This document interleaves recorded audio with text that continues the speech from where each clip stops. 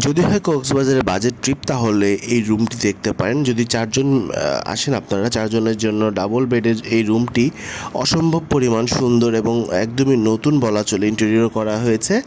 এবং একটি টিভি ছিল রুমটিতে, একটি আলমিরা এবং একটি মিরর ছিল এবং সাথে কিছু ইন্টেরিয়র কাজ করা আছে এবং সিলিংও ইন্টেরিয়র কাজ করা আছে অ্যাজ ইউজুয়াল।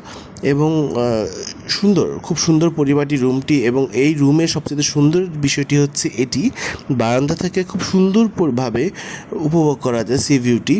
এবং আমরা এই রুমটি 2 দিনের জন্য নিয়েছিলাম, সেটি হচ্ছে 3500 টাকা দিয়ে। আপনারা শুক্রবার এবং শনিবার বাদে এই রুমটি হয়তো বা এই বাজেটেই পেয়ে যাবেন।